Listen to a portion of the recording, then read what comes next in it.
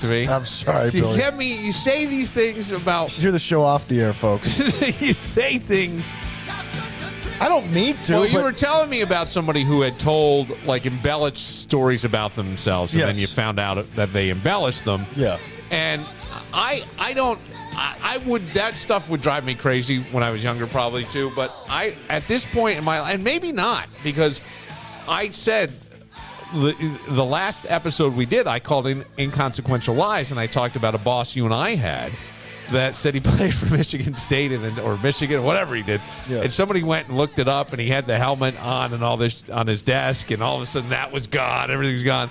And then I had an uncomfortable moment with a morning show where he said he consulted them, and then I'm with the guy who's on the morning show, so he calls him in the middle of the night, and the next day the guy's like, well, I never really met with them, and but I never cared. Right. I never cared. It was actually it added to their character, their personality. Right, but I was more embarrassed by it. And then, as you're saying, like, that guy went on, he left Rochester, he went somewhere else, and he got let go from a job. And somebody said, oh, if he was that good, he would have kept up. And I go, even those comments now, I don't know what's happened to me. I'm a little disappointed in me, because I would go, yeah, man, fuck him. He was, but I go, I don't care. I like that guy, but it has no bearing on me. Yeah. Do you understand what I'm saying? It's kind of my same thinking with everything in life. It doesn't impact me, so why am I going to pile on? We've all had shitty moments. Everybody is going through something. Yes. Everybody's had a shitty moment in their life. We don't need to rub your nose in it. Whether it be a job loss, a failed relationship, a death, an accident you caused. I don't know. All of them? I don't know. All of them? I'm just saying, an accident you caused? Did you cause an accident? Oh, probably. All right. But I'm just saying, like, we don't need to. I just have no reason. It does nothing for me. Right. All I have ever wanted to do, and this is I feel like a fucked up thing in my head. All I want to do is, and I don't know any other way to describe it, but is win. I just want to be successful. That's it. That's all. I don't want to hurt you. I'm not out to destroy you. I'm not out to talk shit about you. I really don't care about you. And if you're going to be truthful, you don't give a shit about me either. So all these people that you feel like the haters, they don't care about you. So stop focusing on them and focus on you and compete with you and be better for you. Because then you know what's going to come? People who really do love you. Yes. People who really do give a shit. People who do really care. And that's the thing. And I always think that other stuff just makes you look bad. And if you're going to, we talked about where I said Clyde Savannah has a masculinity problem, where if you have to be the physically dominant, which is a young person thing, it just is, right? We see it all the time. Fraternities, bars, all this. It's usually young men. Yeah. Crank measuring. Well, it is. All right. And throughout your life, you're going to have dick measuring contests and all that. But I would say the bigger thing is compete with yourself and once all of a sudden you go, hey, what's that guy doing over there? He's really getting his shit together. He gets good grades. He pays attention. There's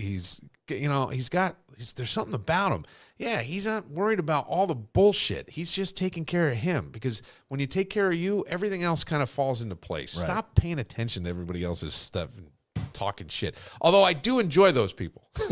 Oh, they're entertaining. Oh, they are entertaining. You can't run a marathon. Sometimes I like to encourage them. Really? What are you thinking of? Huh? Go on. Oh, what are you saying? Really? You don't say. They did what? It's always fun.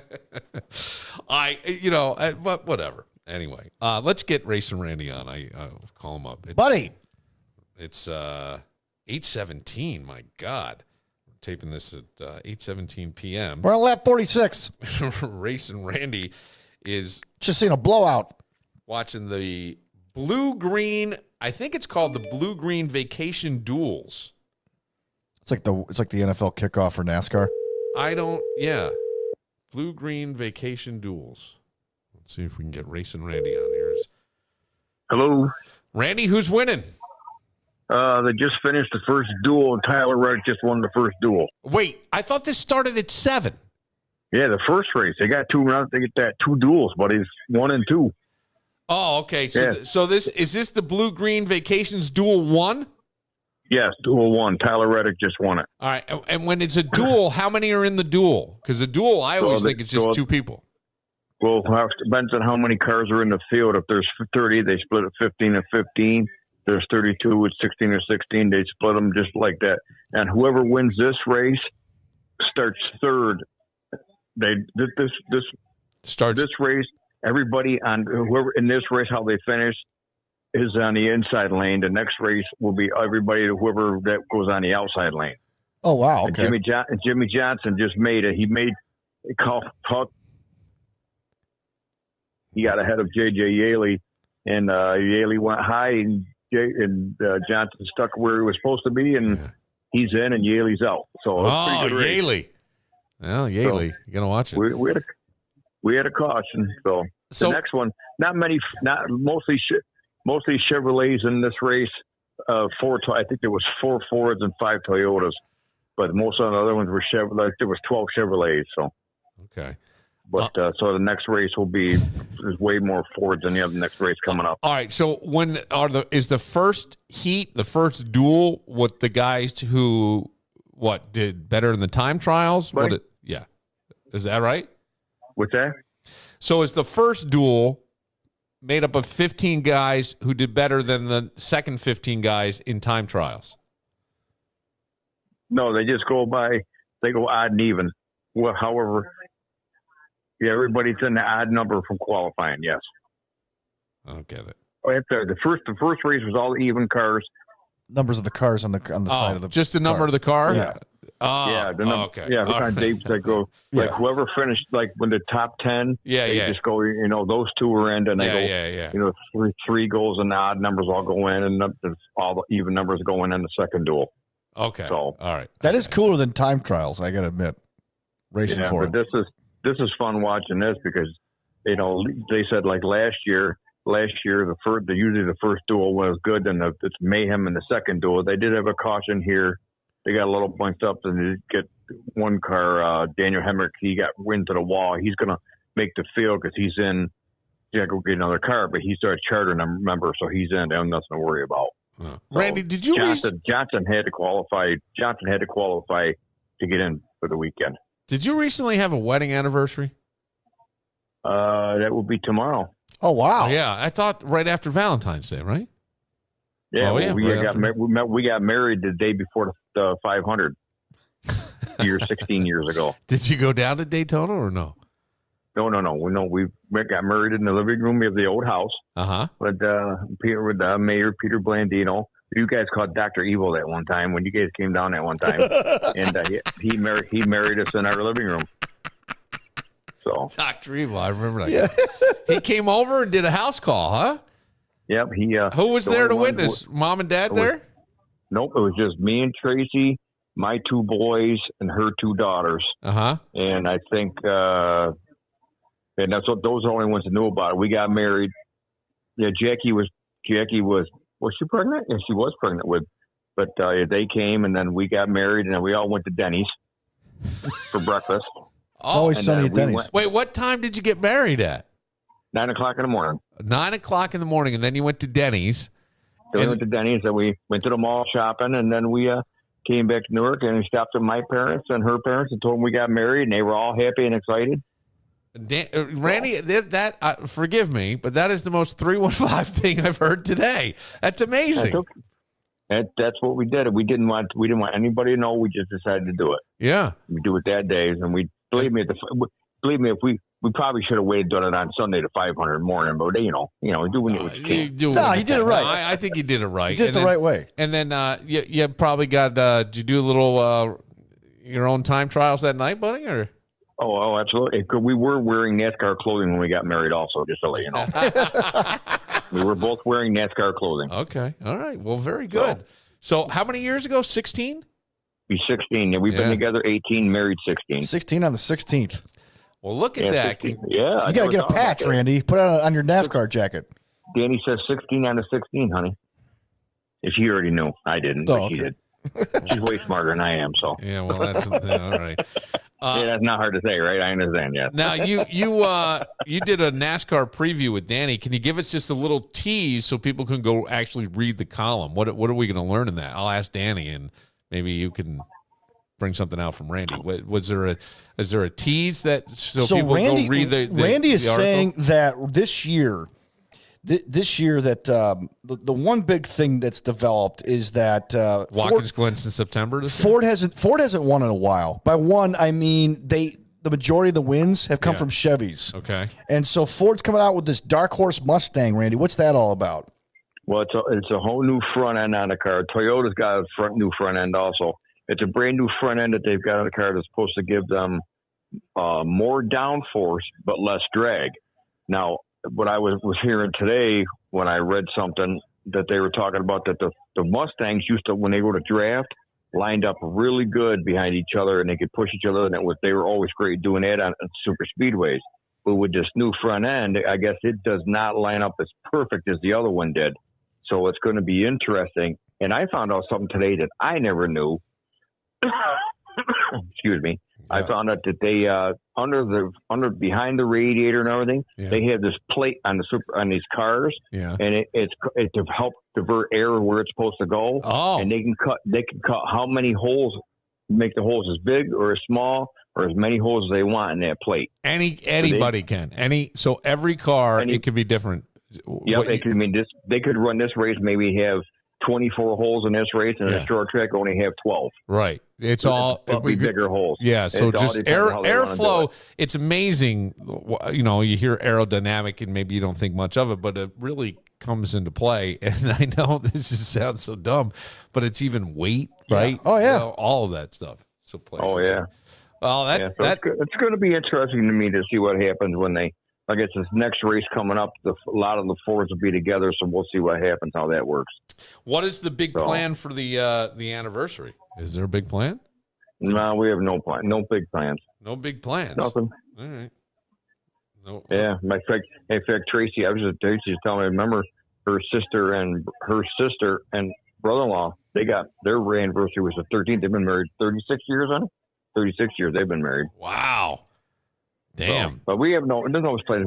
That's a lifetime. What's the secret, Randy? What's your secret? Mine? There is no damn secret. Believe me. No, but it's work. It's called work. It's called work, staying together? Yeah. Block work. That's work, buddy. Yeah. So, but it's just every once in a while you got to put her up on the lift, change her oil, rotate her tires, right? That's right. Right, time to do the works, as they call it from Ford. So, but we, like I said, we had another really big plan. It's just we enough times we'll figure out something later on. We might do something later on, this weekend or later on or whatever. It's no big deal. Good. It's just, I've been lucky. Believe me, she could have done better than me. Believe me. So, don't sell yourself short, Randy. You're a good dude. But it's been, it's just marriage is work. I'm not gonna lie to you, marriage is work. Yeah, doesn't matter if you're married. Doesn't matter if you're married 5 years or 50 years. It's always work. It's not a Hallmark movie. No, it's definitely not a Hallmark movie. All right, I'm just checking. I'm just saying. All right, buddy. Well, should we ask him who he thinks his early prediction is for ask him who he thinks going to win the race. Who do you think? He gives away his champion in the article, but ask him who's going to win Daytona. Who do you think, Randy? Well, Denny Hamlin says Joey Logano is going to win it. Mm-hmm. But I'm going to say I think Kyle Busch is due. Okay.